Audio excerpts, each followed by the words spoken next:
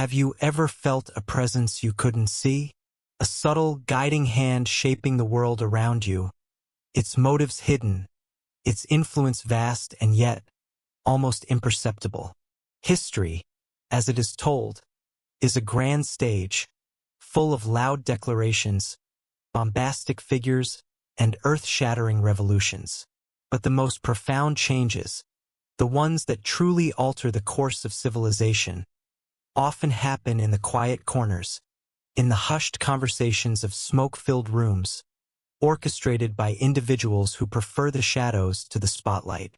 Welcome to Driftwood Histories.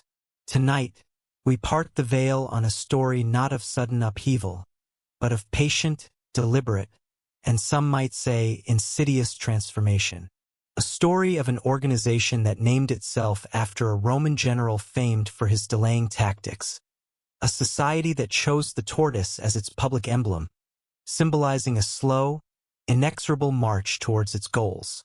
But behind this benign facade, another, more unsettling image was chosen for their private coat of arms. A wolf in sheep's clothing. This is the story of the Fabian Society, a name that may be unfamiliar to many, yet whose influence has been woven into the very fabric of our modern world. Tonight, we will unveil the secrets of this enigmatic group and ask the question: were they benevolent reformers, patiently guiding humanity towards a more equitable future? Or were they something else entirely? A patient predator, cloaked in the guise of intellectualism, slowly steering society towards a predetermined and perhaps unsettling destiny? Join us as we delve into the heart of the Fabian Society and attempt to unravel the secrets of the wolf in sheep's clothing. History, as we are taught it, is the narrative of noise, a chronicle of cannon fire, of speeches shouted from balconies, of crowns being seized and guillotines falling. It is a story of grand, dramatic gestures, of revolutions that erupt in fire and fury, consuming the old world in a flash. But this is only one version of the story. It is the history that is meant to be seen, the history that plays out on the world's brightly lit stage. There is another kind of history, a quieter, more patient history, written not in blood, but in ink, not with swords but with ideas. It unfolds not in the open battlefield, but in the hushed conversations of dimly lit rooms, in the meticulously drafted pamphlets passed from hand to hand, in the slow, deliberate reshaping of the very thoughts that a society holds dear. This is the story of such a revolution by stealth, a conquest of inches, not of miles. It is the story of an organization that, from its very inception, understood a profound and unsettling truth: that the most permanent change is the change that is barely noticed as it happens. This is the story of the genesis of the Fabian Society. To understand the birth of the Fabian Society, we must first transport ourselves back to the heart of a titan: London in the final decades of the 19th century. This was the capital of the world's largest empire, a city choking on the smoke of its own success. The Industrial Revolution, a force of creation and destruction unparalleled in human history, had forged a new reality. It had built fortunes that would rival the pharaohs, but it had built them upon a foundation of human misery. For every grand townhouse in Mayfair, there were 1,000 hovels in the East End. For every gentleman of leisure, 1,000 souls toiled for 16 hours a day in the deafening clangor of the factories, the dark, satanic mills of William Blake's poetry. Life was a brutal lottery. Disease, malnutrition, and despair were the constant companions of the majority. The air itself was thick with coal dust and the stench of the polluted Thames, a physical manifestation of the moral decay that many felt was eating away at the soul of the nation. In this crucible of inequality, new ideas were not merely an academic pursuit. They were a desperate necessity. The old certainties of class, church, and crown were beginning to crumble. Thinkers across Europe were grappling with the social question: And in the intellectual heart of London, a radical new philosophy was gaining traction, whispered in university halls and debated fiercely in working men's clubs. Socialism. But socialism at this time was a fractured and fearsome concept. To the establishment, it was a continental contagion, a specter of mob rule and violent expropriation. Its most prominent prophet, Karl Marx, had spent decades in London, writing his masterwork, Das Kapital, in the reading room of the British Museum. His doctrine was one of historical inevitability, of a class war that would culminate in a bloody, violent revolution and the dictatorship of the proletariat. For many, this was the only conceivable path to a new world. Tear it all down and build anew from the ashes. But what if there was another way? A way that was quieter, more subtle, and perhaps more suited to the unique character of the British establishment? What if one didn't need a sledgehammer to bring down the house, but could, instead, slowly, piece by piece, replace its foundations until it was an entirely new structure, all without its inhabitants ever realizing the full extent of the renovation? Our story begins, as it so often does, with a small group of idealists. Before the Fabian Society, there was the Fellowship of the New Life. Founded in 1883 by the Scottish philosopher Thomas Davidson, the Fellowship was a curious blend of Christian socialism, asceticism, and utopian idealism. Its members sought to transform society by first transforming themselves, living lives of simplicity and moral purity, hoping to lead by example. They were poets, psychical researchers, and dreamers. Among them was the young Edward Carpenter, who would later become a pioneering advocate for gay rights, and a man who would become the first Labour Prime Minister, Ramsay MacDonald. But for some within the fellowship, this focus on individual spiritual development felt insufficient. It was too slow, too passive, too detached from the immediate screaming needs of the impoverished masses.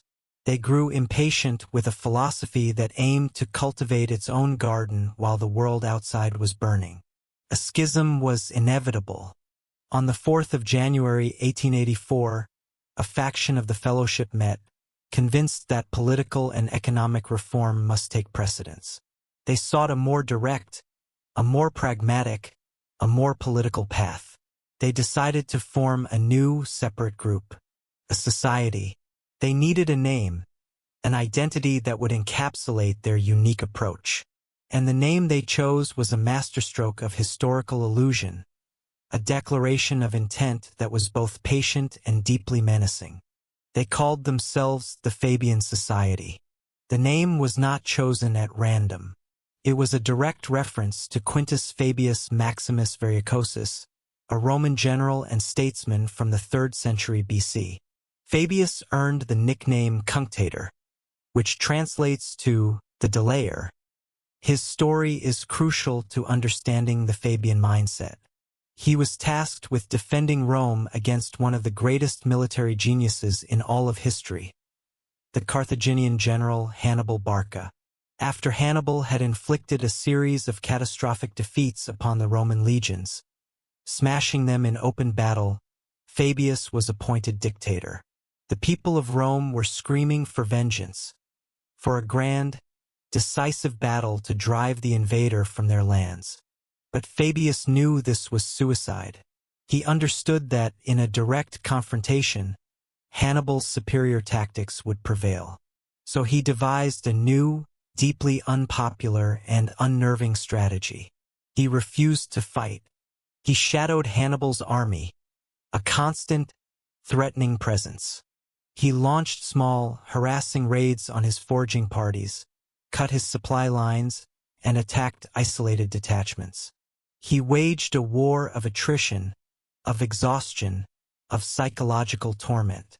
He ceded territory, allowing Hannibal to burn farms and towns, all while preserving the core strength of the Roman army. His own soldiers and the politicians in Rome grew furious, mocking him for his cowardice and his Fabian tactics. But Fabius was patient. He was waiting. He was wearing down a superior opponent, bleeding him slowly, frustrating him, denying him the glorious, set-piece battle he craved. And in the end, his strategy worked. Saved Rome. This was the model the new society chose. Their first-ever pamphlet, published in 1884, explained the choice explicitly, and its words are a chilling statement of purpose. For the right moment you must wait, as Fabius did most patiently, when warring against Hannibal, though many censured his delays. But when the time comes you must strike hard, as Fabius did, or your waiting will be in vain and fruitless. There it is. The entire strategy, laid bare from the very beginning. It is a two-part plan. First, the waiting, the patient, gradual wearing down of the opponent. In this case, the opponent was the entire capitalist structure of Great Britain. The second part, however, is often overlooked. When the time comes, you must strike hard. This was not a society of pacifists. It was a society of strategists, biding their time, waiting for the opportune moment for a decisive blow. This philosophy was given a name: gradualism, the slow, inexorable march towards their goals. Their method was another key concept: permeation. The idea was not to build a mass movement to storm the gates of power. No, their plan was to infiltrate society's existing institutions from within, to convert the gatekeepers, to slowly, subtly inject their socialist ideals into the civil service, the universities, the media, the churches, and even the existing political parties, the liberals and the conservatives. They would become the intellectual architects of a new order, providing the blueprints and persuading the builders, one by one, that their design was superior. It was a revolution designed to be so slow, so incremental, that by the time the establishment realized what was happening, it would already be complete. A society, however, is only as effective as its members. And the Fabian society, though always small in number, attracted some of the most formidable intellectual talent of the age. They were not, for the most part, of the working class they sought to liberate. They were writers, academics, playwrights, and professionals. Socialism for snobs, as their detractors would later quip. The first true star to join their ranks was George Bernard Shaw, who came aboard just months after its founding. Already a razor-sharp critic and aspiring playwright, Shaw brought wit, intellectual firepower, and a flair for public relations to the young society. He was a tireless propagandist, editing many of their most famous pamphlets and delivering hundreds of lectures, his charismatic and provocative style drawing crowds and controversy in equal measure. He saw socialism not as a drab economic theory, but as a moral and spiritual necessity, a higher stage of human evolution. But if Shaw was the voice of the Fabians, its brain, its beating heart, was the partnership of Sidney and Beatrice Webb. They were a true power couple, an intellectual machine unlike any other. Sidney was a brilliant civil servant with an encyclopedic knowledge of government and administration.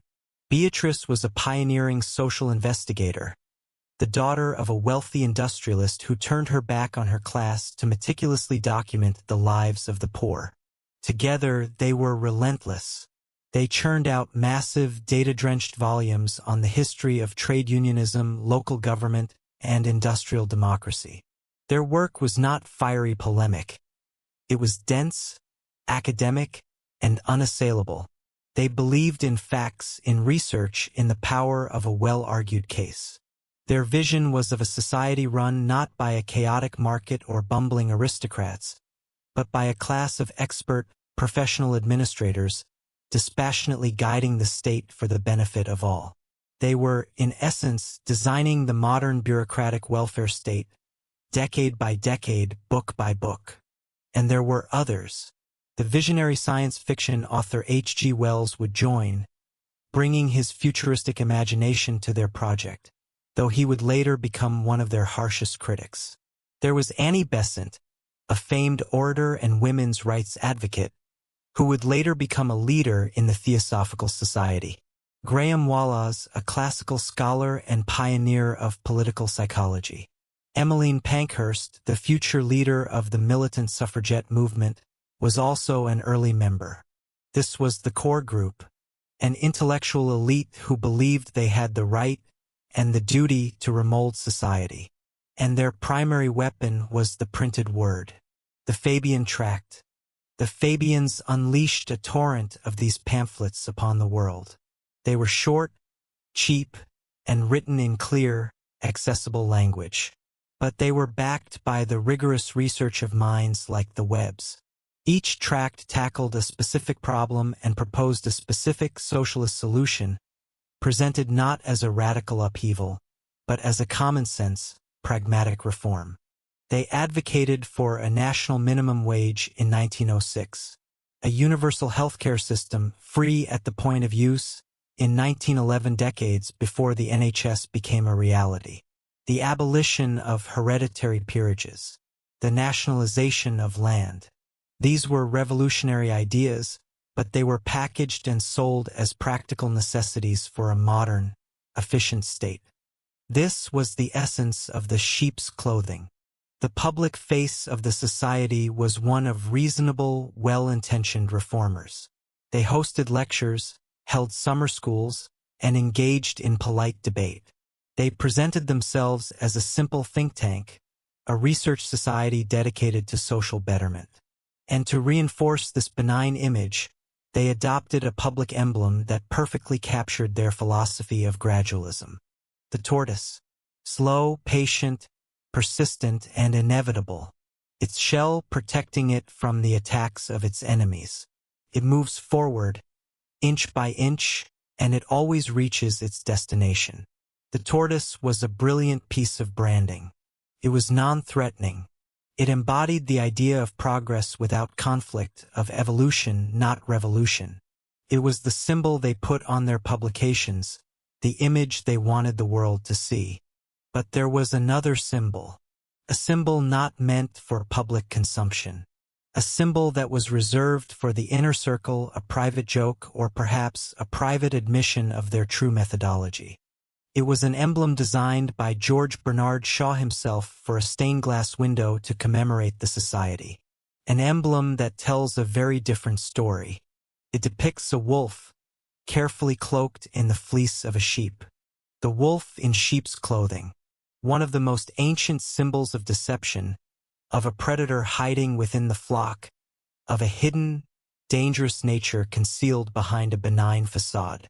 Why would a society of benevolent reformers choose such a symbol for themselves? Why juxtapose the patient tortoise with the cunning wolf? This is the central mystery of the Fabian Genesis. The duality is there from the very beginning. The public message of gentle, gradual reform, and the private symbol of infiltration and deception. The stated philosophy of waiting, and the promised hard strike to come. The Fabians had declared their strategy. They had assembled their intellectual army. They had begun their patient work of permeation, of wearing down the old world. They were the tortoise, moving slowly, inexorably forward. But the shadow they cast was not that of a tortoise. It was the shadow of a wolf. And as the 20th century dawned, that shadow would begin to stretch across the entire globe, as the quiet, intellectual project born in the drawing rooms of London began its long march to remold the world. A wolf in sheep's clothing. It is more than just an image. It is a confession, a private joke shared amongst conspirators, or a stark admission of a predatory intent, hidden behind a mask of gentle benevolence. While the world was shown the slow, plodding, harmless tortoise, the inner circle of the Fabian society chose this symbol of cunning deception to represent their true work.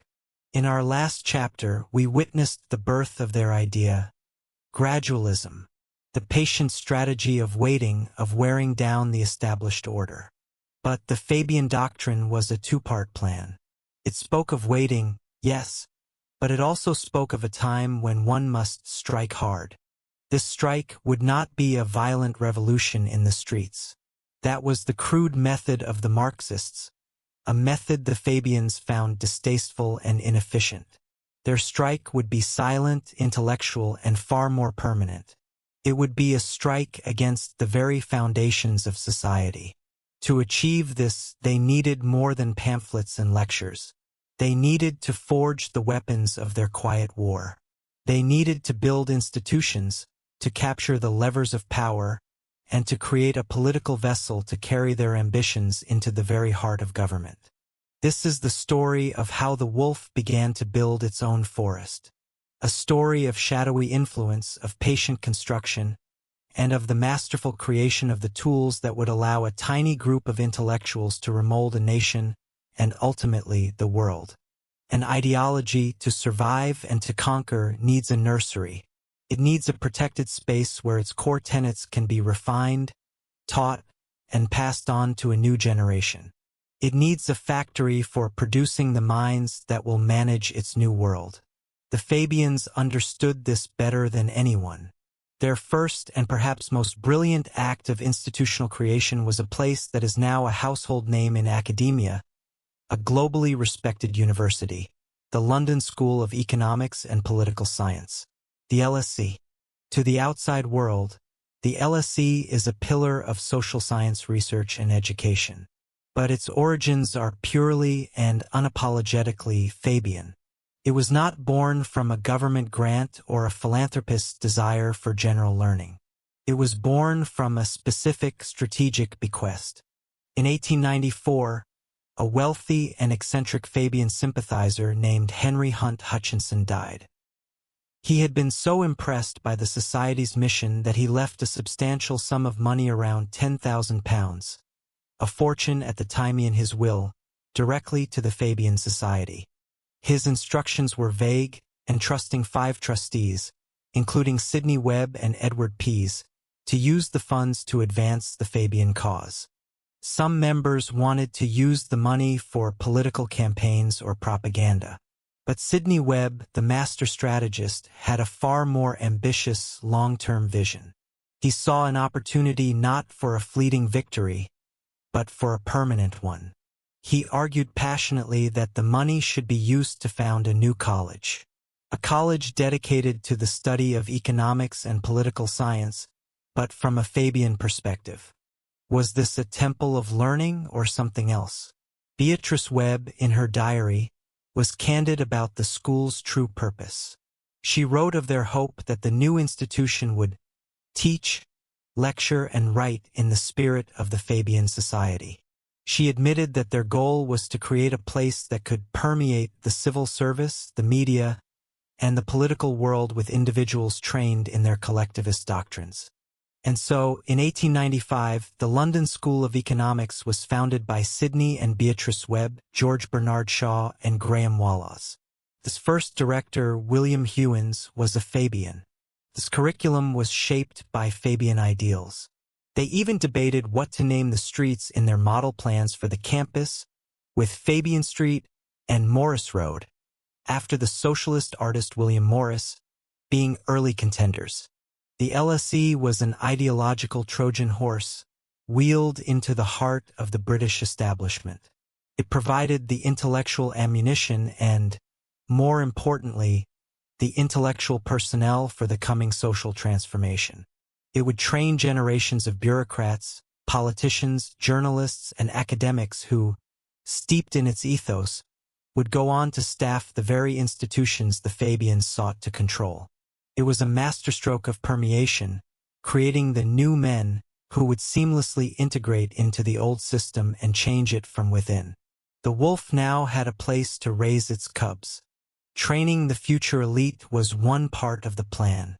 But the Fabians also needed to shape the minds of the current elite.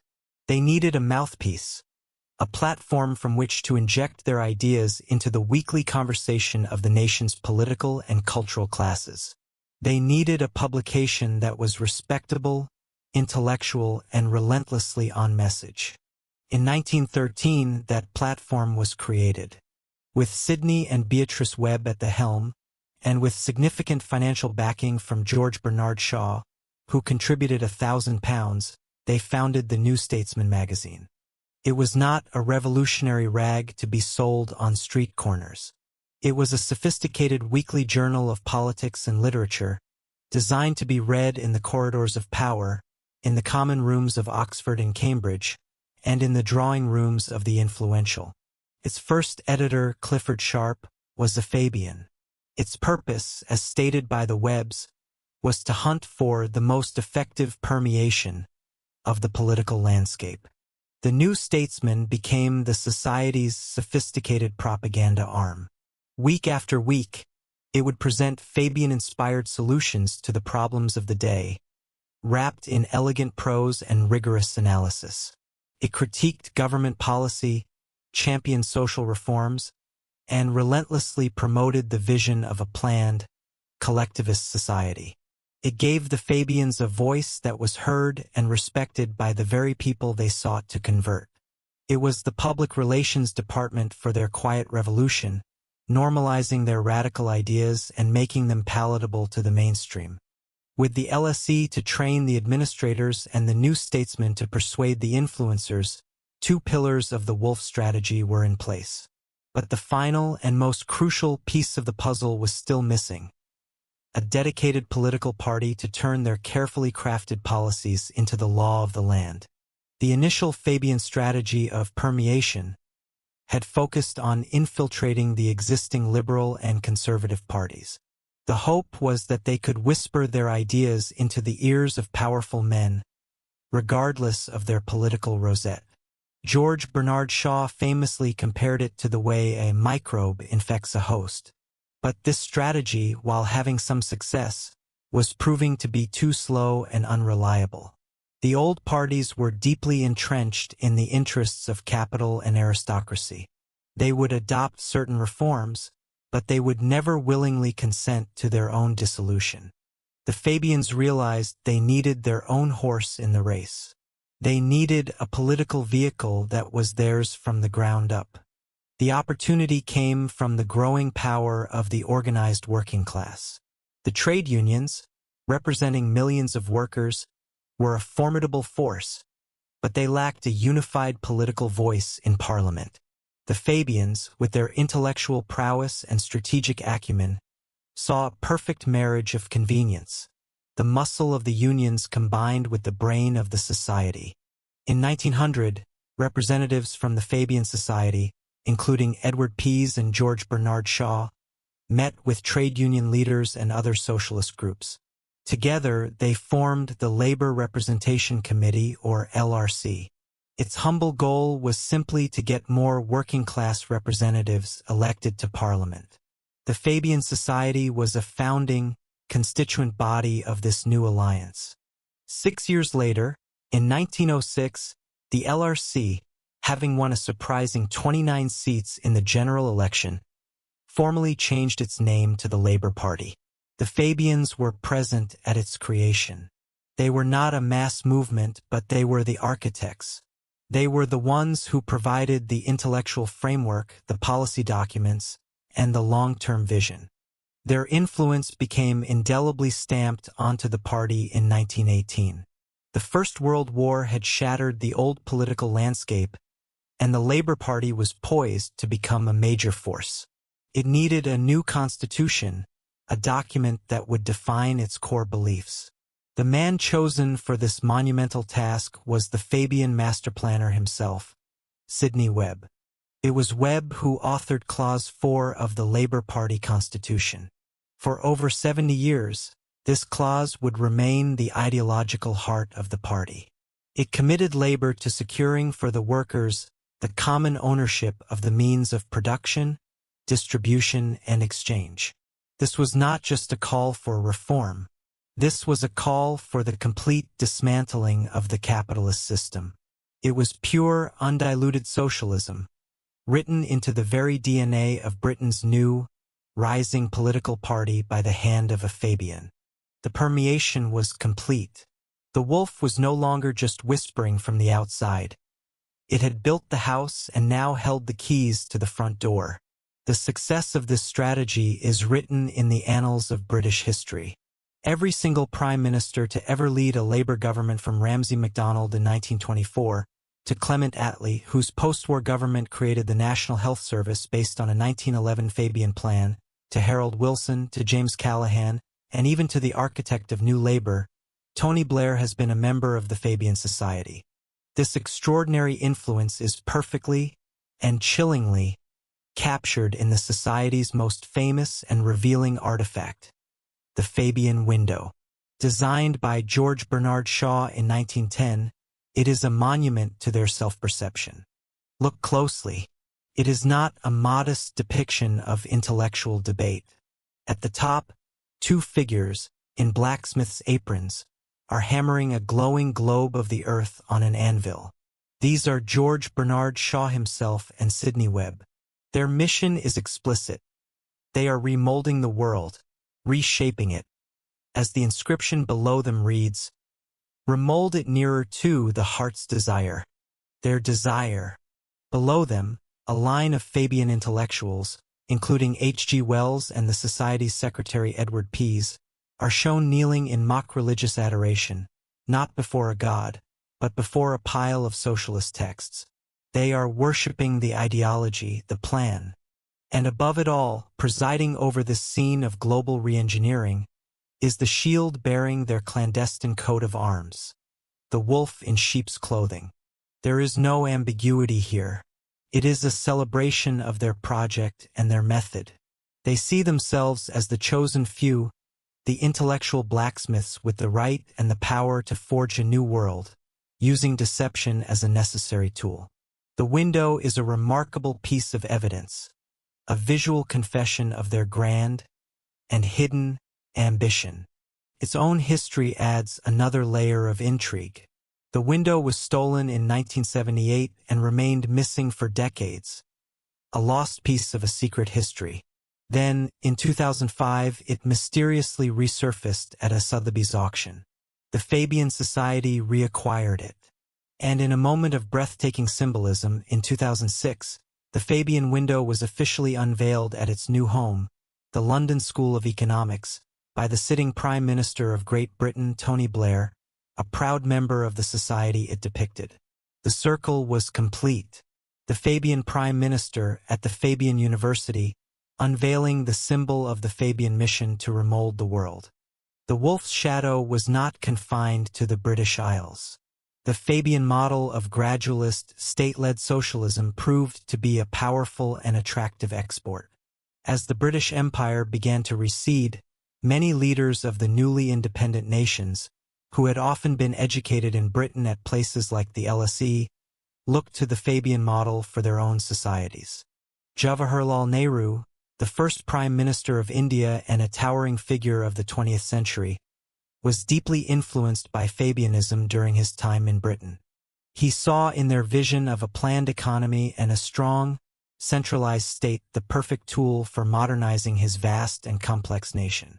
The Fabian blueprint became a key ingredient in India's post-independence path. Further west, the ideas resonated in other ways.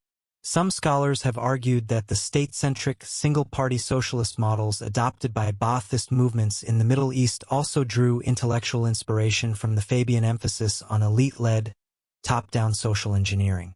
The influence was pervasive, subtle, and global. The Fabian Society had succeeded beyond the wildest dreams of its founders. They had built their institutions. They had captured a political party. They had trained generations of loyal administrators and spread their gospel across the world. They had achieved power not through the bomb or the barricade, but through the committee meeting, the university lecture, and the patient, persistent permeation of the existing order. The world had indeed been remolded. The sheep's clothing had worked perfectly. But as their influence grew, a vital question remained unanswered. What was the ultimate purpose of this control? What kind of world did the wolf truly wish to create, now that the flock was so firmly under its command? The answer to that question would reveal a far darker, more disturbing shade of Fabianism, a shade that had little to do with liberating the poor and everything to do with controlling the population. Power, once achieved, reveals true intent. For decades, The Fabian society had worked patiently from the shadows, building its institutions, permeating the state, and forging a political party in its own image. The wolf, cloaked in the soft fleece of social reform, had successfully integrated itself into the flock. The public saw the promise of a better world, an end to poverty, universal health care, a safety net for all. These were the noble goals presented for all to see. But what of the ideas that were not printed in the pamphlets handed out to the public? What of the discussions that took place behind the closed doors of the society's meetings? What was the ultimate endgame? If you seek the answer, you must look beneath the floorboards of the socialist utopia they were designing. And there, in the darkness, you will find a chilling calculus. A philosophy that is not about liberating humanity, but about managing it, perfecting it, culling it. This is the story of the darker shade of Fabianism. The story of what happens when the desire to remold the world nearer to the heart's desire becomes a license to decide who is, and who is not, worthy of living in it. To understand this dark turn, we must first understand a word that haunted the late 19th and early 20th centuries: eugenics. Coined in 1883 by Francis Galton, a cousin of Charles Darwin, the term literally means good breeding. It was a terrifyingly seductive pseudoscience, born from a warped interpretation of Darwin's theory of evolution. Its premise was simple.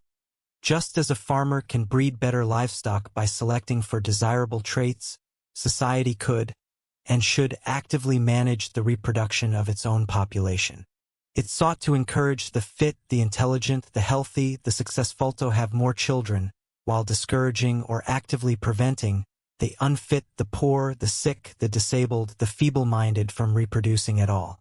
Today, we rightly see eugenics as a monstrous precursor to the racial hygiene policies of the Third Reich. But in the intellectual climate of the early 20th century, it was shockingly mainstream. It was seen as modern, scientific, and progressive, and among its most ardent, most influential, and most vocal champions were the leading lights of the Fabian Society. For men and women like the Webbs, who believed in the absolute power of a planned society, eugenics was not a contradiction of their socialism. It was its logical, ultimate expression. If the state was to plan the economy, why should it not also plan the population? If it was to eliminate poverty, why not eliminate the poor themselves, or at least the defective stock from which they came? No one embodied this chilling intersection of Fabian socialism and eugenics more fervently than George Bernard Shaw. To the public, he was the celebrated playwright, the witty iconoclast. But in his writings and speeches on politics, he was an unapologetic and ruthless eugenicist. He did not couch his language in academic jargon. He was brutally, terrifyingly clear. In a 1910 lecture, Shaw argued, "We should find ourselves committed to the deliberate organization of the process of breeding, which we call the production of the race." He went on to say, "A part of eugenic politics would finally land us in an extensive use of the lethal chamber. A great many people would have to be put out of existence simply because it wastes other people's time to look after them." The lethal chamber. Let that sink in. This was not some fringe madman. This was one of the most respected literary figures in the world, a leading voice of the Fabian Society, calmly advocating for state-sanctioned killing as a tool of social policy. He believed that people should have to justify their existence before a state-appointed panel. In his 1933 preface to his play On the Rocks, he wrote, "If we desire a certain type of civilization and culture, we must exterminate the sort of people who do not fit into it." He argued that the unfit had no right to life, no right to consume the products of the community, and should be painlessly liquidated if they could not prove their social worth. For Shaw, this was not just a policy preference. It was the very core of his socialist vision.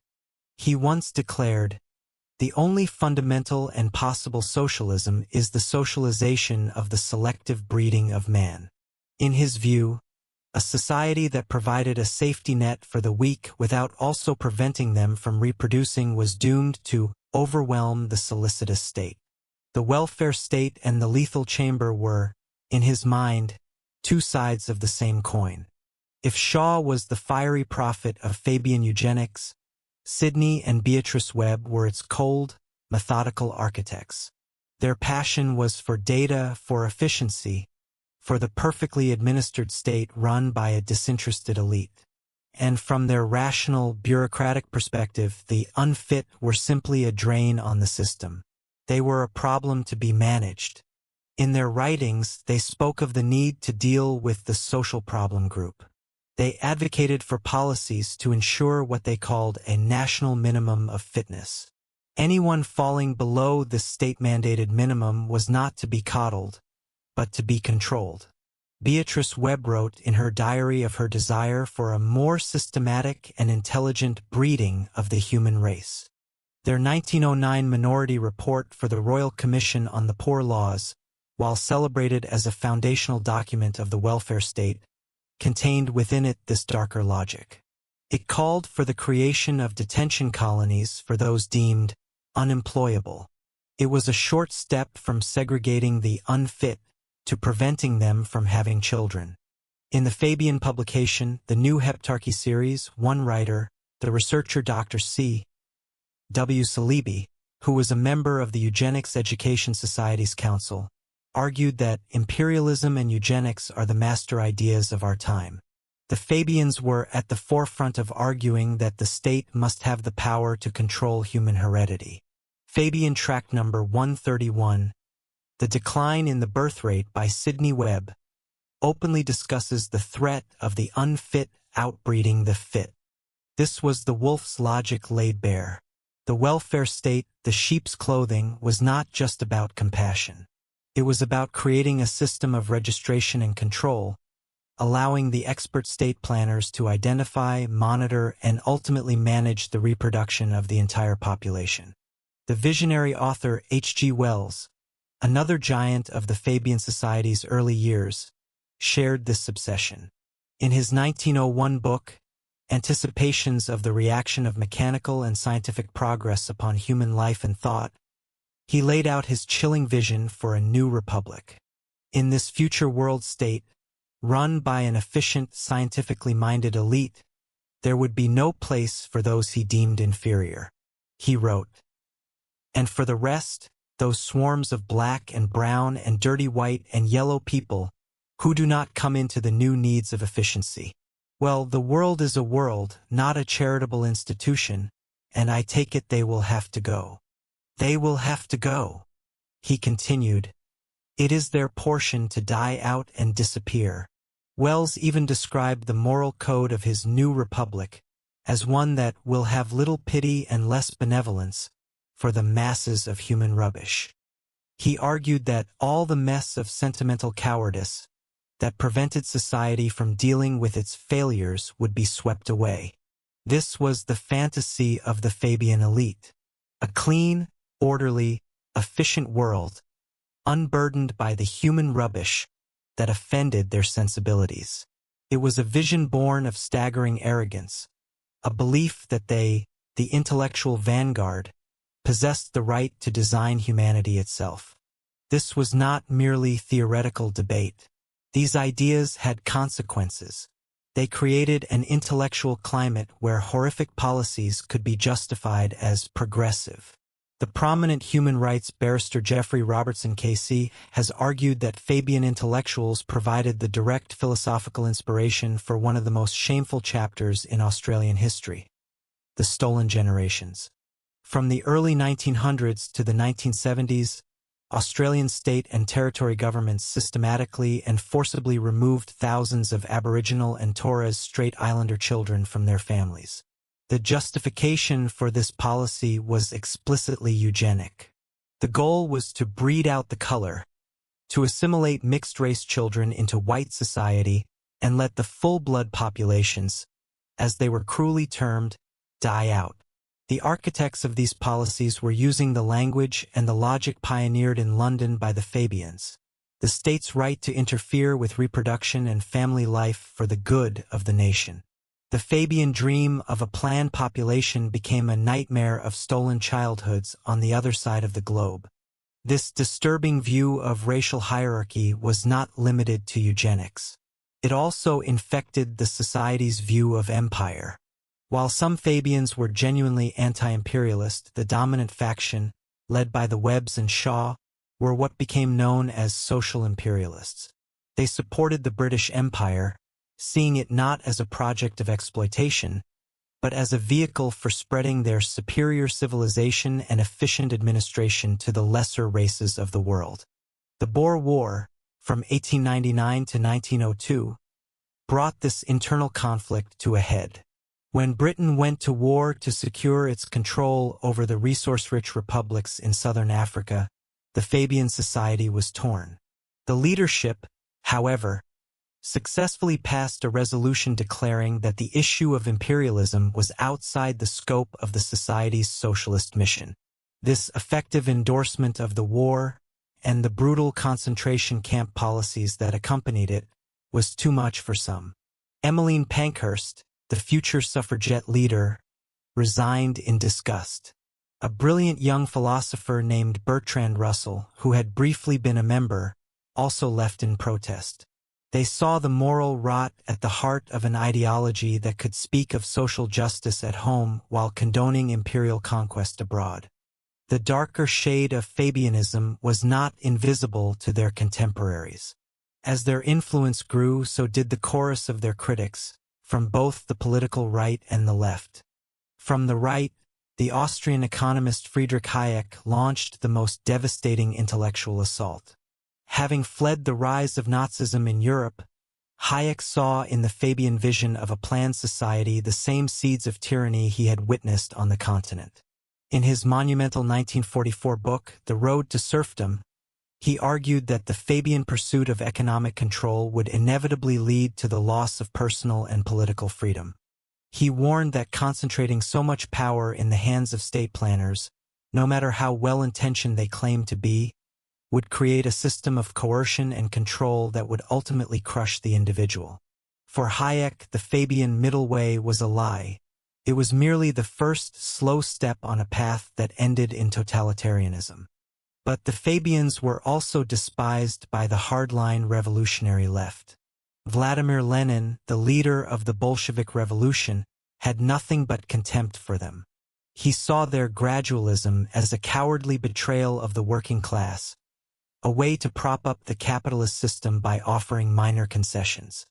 He branded them the most consummate expression of opportunism and of liberal labor policy, essentially calling them bourgeois stooges. Leon Trotsky was equally dismissive, mocking Fabianism as the most useless, and in any case, the most boring form of verbal creation. To the revolutionaries, the Fabians were wolves in sheep's clothing not because they were secret socialists, but because they were secret capitalists, defanging the revolutionary spirit of the workers with false promises of gentle reform. Elitist, eugenicist, imperialist. The charges are severe, and they are rooted in the Fabians' own words and actions. The veneer of compassionate reform, when scratched, reveals a profound belief in the right of an intellectual elite to control every aspect of human life, from the economy of the nation to the genetic makeup of the population. The hard strike they were waiting for was not just the nationalization of industries. It was the assertion of state control over human biology itself. The wolf, it turns out, was not merely seeking to lead the flock. It was seeking to cull it, to breed it, to perfect it according to its own cold and calculating design. The society born in the intellectual ferment of Victorian London had succeeded in building the machinery of a new world. But the blueprint for that world, hidden from public view, contained a vision that was not of liberation, but of total, scientific, and ruthless control. Remold it nearer to the heart's desire. This was the mission emblazoned in glass and lead. The audacious, breathtaking ambition of a small group of London intellectuals who sought to become the blacksmiths of a new world. For 3 chapters, we have journeyed through the shadows of their project. We have witnessed the birth of their patient, relentless strategy of gradualism. We have charted the wolf's shadowy influence as it forged the institutions and political parties that would carry its DNA. And we have stared into the abyss of its darker convictions, the chilling belief in eugenics and the right of an elite to manage the human race. Now we arrive at the final reckoning. We must step back from the dust of history and gaze upon the world they left behind. The world we inhabit today. The time has come to ask the ultimate question. What is the true legacy of the Fabian Society? Did they succeed? Did the tortoise win the race? And if so, was the world it created the benevolent utopia promised in its public pronouncements? Or did the triumph of the tortoise mean the triumph of the wolf that hid within its shell? The answers are not simple, and they are woven into the very fabric of our modern existence. To deny the influence of the Fabians, one would have to deny the reality of the 20th century. For their supporters, and for millions who have benefited from their ideas without ever knowing their name, the Fabian legacy is one of profound and undeniable progress. It is the story of the sheep's clothing made real. Consider the single greatest achievement of the British state in the 20th century, an institution revered to this day, the National Health Service.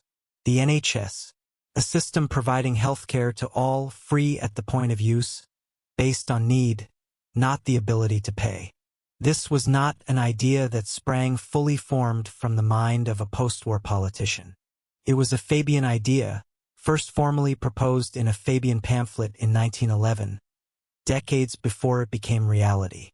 When the Labour government of Clement Attlee Fabian Society member came to power in 1945, they held the Fabian blueprint in their hands. The creation of the NHS was the culmination of a long, patient war of ideas, a hard strike delivered not with weapons, but with legislation. This is the benevolent legacy writ large. The Fabians were the architects of the modern welfare state, not just in Britain, but across much of the Western world.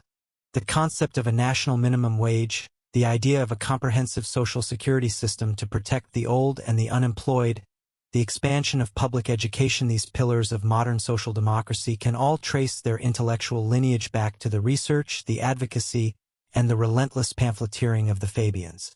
They took the brutal, unforgiving world of laissez-faire capitalism, where the weak were left to perish, and they sought to tame it. They argued that the state had a moral responsibility to its citizens, a duty to ensure a basic standard of living and dignity for all. In this reading of history, the Fabians were pragmatists, not predators. They chose the slow, difficult path of persuasion over the bloody path of revolution. They worked within the system to make it more humane. Their defenders would argue, the conscience of an industrial age, and our world is immeasurably fairer and more compassionate because of their efforts. But at what cost? This is the question that haunts the Fabian legacy.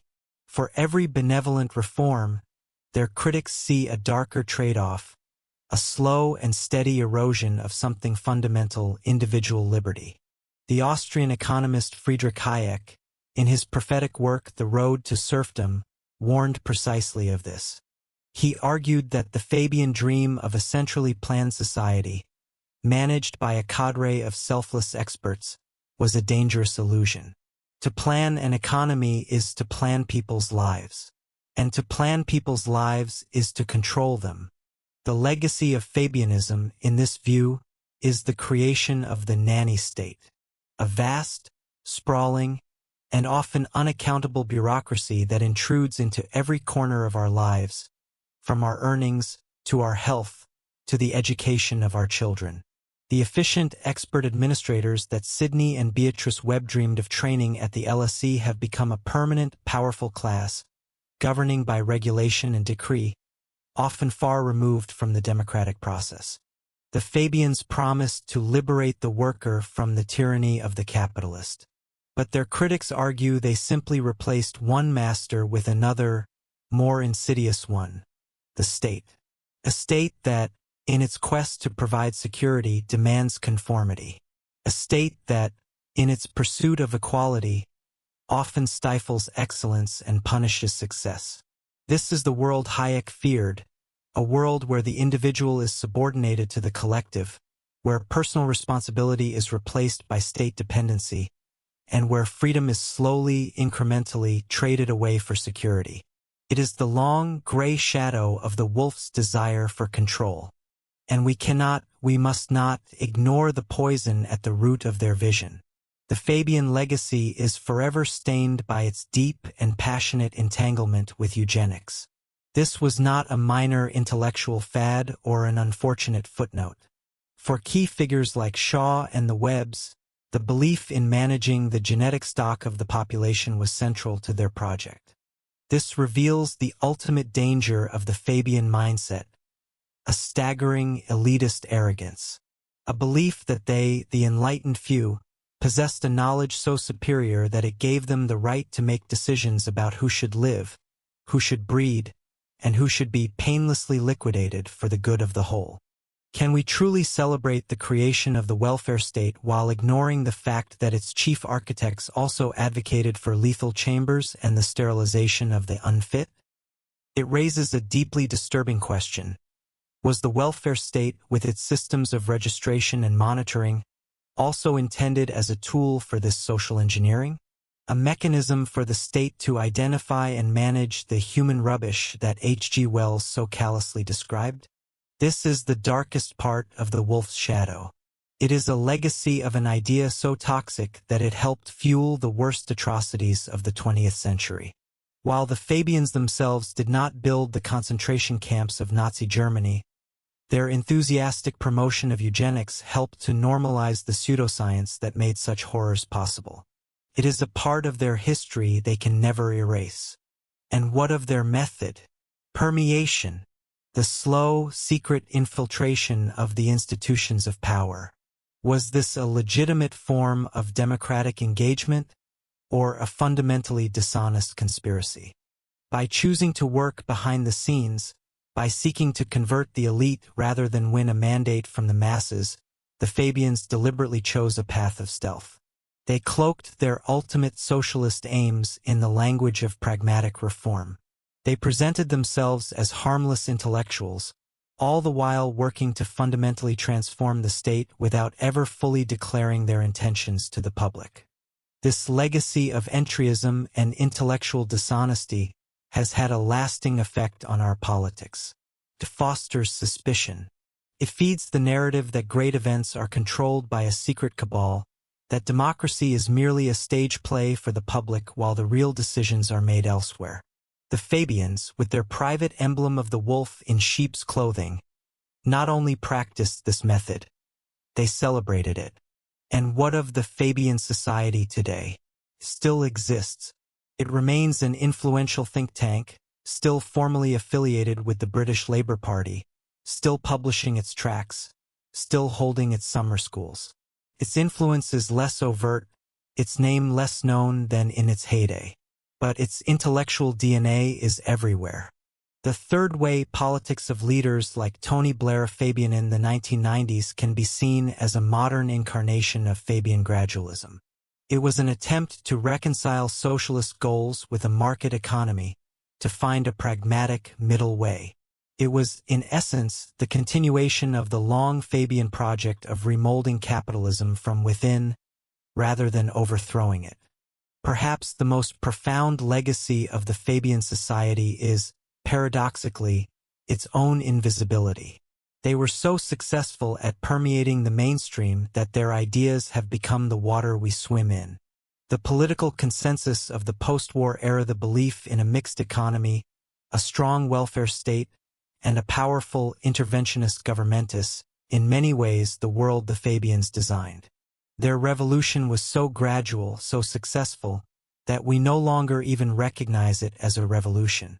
It has simply become the normal state of affairs. They did not need a bloody war. They won a war of attrition, a war of ideas waged over a century. The hammer on the anvil has fallen, again and again, and the world has indeed been remolded. So we are left with a legacy of profound ambiguity, a legacy of compassion and control, of progress and poison. The Fabians gave us the architecture of the social safety net, but they also championed a philosophy that devalued human life. They sought to cure the ills of society, but their methods eroded the liberties of the individual. They were the tortoise and the wolf, inextricably bound together. You cannot have one without the other. To celebrate their achievements is to risk ignoring their terrifying ambitions. To condemn their philosophy is to risk forgetting the genuine social progress their ideas helped to foster. The final question, then, is the one engraved on their window. The world has been remolded, but nearer to whose heart's desire? Was it remolded nearer to the heart of the common man, lifted from poverty and despair? Or was it remolded nearer to the heart of the elitist, the planner, the social engineer who dreams of a perfect, orderly world, free of messy, unpredictable human beings? The answer to that question still hangs in the balance, every single day, in the halls of power and in the quiet of our own minds. The story of the Fabian Society is a timeless warning that the road to serfdom is often paved with good intentions, and that one must always look beneath the sheep's clothing to see the true nature of the wolf within. Our journey through the shadows is coming to an end. For 4 acts we have traced the ghost of an idea born in the gaslit drawing rooms of Victorian London, an idea that would spread from that small island nation to wrap itself around the globe. We have followed the slow, patient footsteps of the tortoise, and we have felt the cold, calculating gaze of the wolf. We have chronicled the genesis of gradualism, the construction of influence, and the dark, eugenic heart that beat beneath the floorboards of their promised utopia. We have arrived at the conclusion. But a story like this does not offer a simple conclusion. It does not end with a neat moral, a clear villain, or a triumphant hero. It ends, instead, with a profound and unsettling echo, an echo that reverberates through the very structure of the world we now inhabit. The final task, then, is to stand amidst this world they so desperately wanted to remold, and to assess the work of the blacksmiths, to weigh the product of their long labor on the scales of history, to ask, with the full weight of the evidence before us, what is the final, true, and lasting legacy of the Fabian Society? It is a legacy of paradox, a legacy of success so complete that it has become invisible, and a legacy of a warning that has never been more urgent than it is today. Let us begin with the undeniable.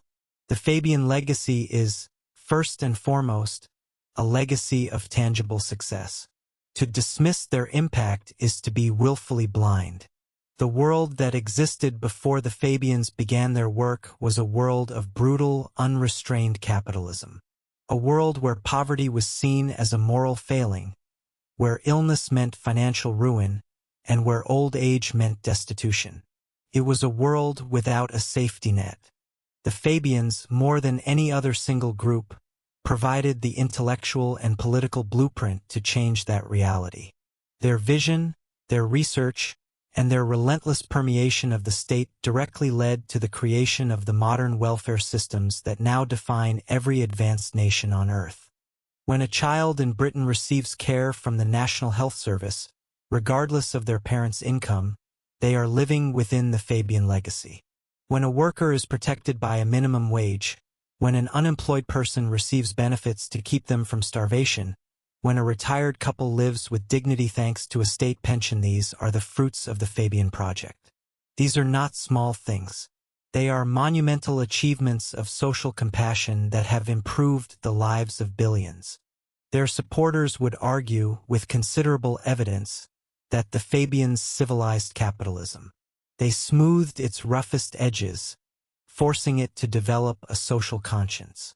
They proved that the state could be a force for good, an instrument of collective care against the cold indifference of the market. They did this not with bombs and barricades, but with books, pamphlets, and committees. They chose the ballot box over the bullet. In this light, the wolf's clothing was not a deception, but a necessary uniform for a peaceful war against poverty and injustice. They built a more decent, a more humane world. And this part of their legacy is real, it is powerful, and it must be acknowledged.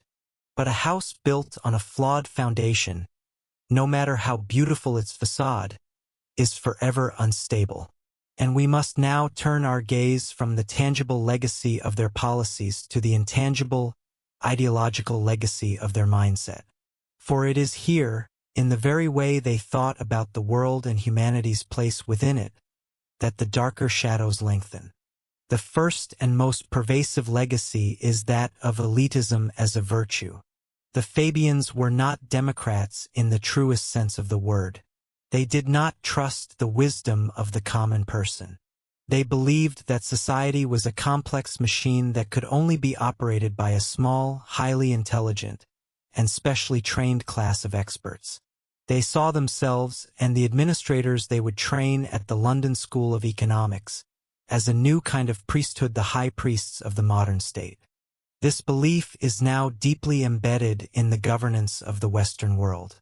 We live in an age of the technocrat, the bureaucrat, the non-governmental organization, and the expert committee. We are told that the great issues of our time, the economy, public health, the climate, are too complex for ordinary people to understand and must be delegated to these expert bodies. This is the Fabian mindset triumphant. The consequence is a growing chasm between the rulers and the ruled. A sense that the levers of power are operated by a remote, unaccountable class that shares its own language, its own assumptions, and its own culture, and which sees the public not as its master, but as a problem to be managed. The Fabian dream of an efficient, expertly run state has, in reality, often created a system that is slow, unresponsive, and profoundly alienating. It is a legacy of disempowerment, dressed up as benevolent expertise. The second, and perhaps most corrosive, intangible legacy is the normalization of gradualism and permeation as a political method. The Fabians made a conscious decision to pursue their goals by stealth. They chose the path of infiltration over the path of open persuasion. They did not seek to win a grand, open debate on the merits of socialism versus capitalism. They sought to make the debate irrelevant by slowly changing the facts on the ground, by capturing the institutions one by one, until the argument was already over. The image of the wolf in sheep's clothing was their private boast about the effectiveness of this deception. But what is the long-term consequence of such a method? It is the poisoning of the well of political trust. When people come to believe that political parties and state institutions do not mean what they say, that there is always a hidden agenda, a long-term plan being enacted behind a smokescreen of comforting rhetoric, then faith in the entire democratic process begins to crumble. The Fabian method, refined over a century, has created a playbook for political entryism. It has taught generations of activists that the most effective way to enact radical change is to never admit the true scope of your ambitions. This fosters a climate of deep-seated cynicism and suspicion. It fuels the very conspiracy theories that the establishment so often decries, because the Fabian model was a kind of conspiration, open conspiracy perhaps, but a conspiracy nonetheless of an intellectual elite to transform society without its explicit consent. This legacy is the profound and lasting damage done to the idea of honest, open, and transparent governance. But the third and most terrifying, intangible legacy is the one that flows from their eugenic convictions. It is the legacy of the planned human. This is the ultimate hubris of the Fabian project. It is the belief that humanity itself is just another raw material like iron or coal, to be managed, improved, and perfected by the state. Their obsession with eugenics was not a side project. It was the grim, logical endpoint of their entire philosophy. If you believe in a totally planned society, the most inefficient, unpredictable, and problematic element is the human being itself. The desire to control the economy, to control social structures, inevitably leads to the desire to control the biological future of the race. The ideas they champion: the segregation of the unfit, the need to discourage the wrong people from breeding, George Bernard Shaw's chilling advocacy for a lethal chamber, helped to create the intellectual environment that made the atrocities of the 20th century possible. They provided a progressive, scientific justification for the oldest and ugliest of human prejudices. And while the word eugenics is now rightly condemned, the underlying impulse has not vanished. The ghost of the Fabian desire to remold humanity itself still haunts our modern world. It echoes in debates about genetic engineering, in the rise of social credit systems that measure a citizen's worth, and in the transhumanist dream of transcending the limitations of our own biology. The legacy of the Fabian eugenicists is a permanent warning that the dream of creating heaven on earth can so easily become the reality of building a perfectly managed hell. So we are left with the great central paradox. Can we separate the good from the bad? Can we praise the NHS and condemn the eugenics? Can we celebrate the social safety net while decrying the elitist, deceptive methods used to build it? The uncomfortable truth is that we probably cannot. The Fabian legacy is not a menu from which we can pick and choose the parts we like. The good and the bad grow from the same root. That root is a profound and unshakable belief in the power of a centralized, expert-led state to engineer a better society. The same impulse that led the Webbs to meticulously plan a national health service is the same impulse that led them to believe in planning the national gene pool.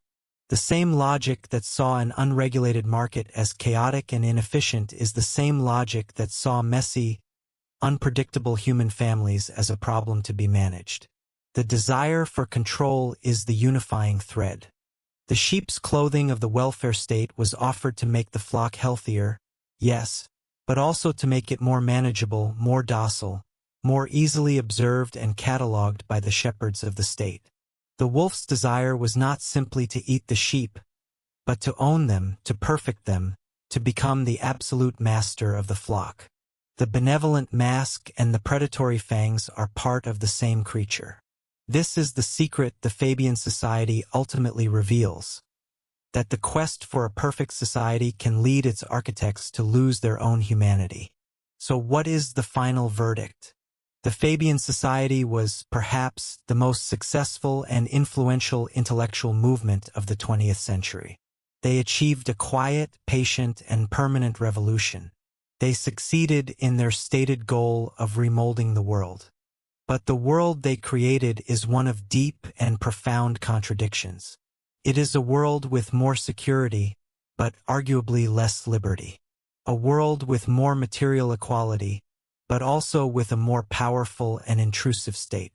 A world that has been taught to distrust the very politicians and institutions that the Fabians themselves created. Their legacy is not a monument, but a mirror. And when we look into it, we see the reflection of our own society's most fundamental conflicts. The conflict between the individual and the collective, between freedom and security, between the messy chaos of democratic will and the clean efficiency of technocratic rule. The story of the Fabian society, therefore, does not end in 1910 or 1945 or even today. It ends with a choice that is presented to every generation and to every one of us. The choice is about what kind of world we truly want to live in. And the ghost of the Fabians is always there, whispering in our ear. It whispers of safety, of security, of a world without risk, managed for our own good. It offers us the comfort of the sheep's fleece. But their history, their full history, demands that we look closer. It demands that we remember the nature of the creature beneath the fleece. It demands that we ask the price of that security. And it demands that we decide, with our eyes wide open, whether we are willing to pay it. The hammering on the globe has not stopped. The remolding continues every day. The only question is whose heart's desire is truly being served. We have reached the end of our journey into the complex and hidden world of the Fabian Society. Thank you for accompanying Driftwood Histories through these deep and often unsettling waters. The past is never dead, and its currents continue to shape our present in ways we are only just beginning to understand. If you believe that explorations like this are vital, please consider supporting our channel. Subscribe, share this series, and click the notification bell to join us on our next expedition.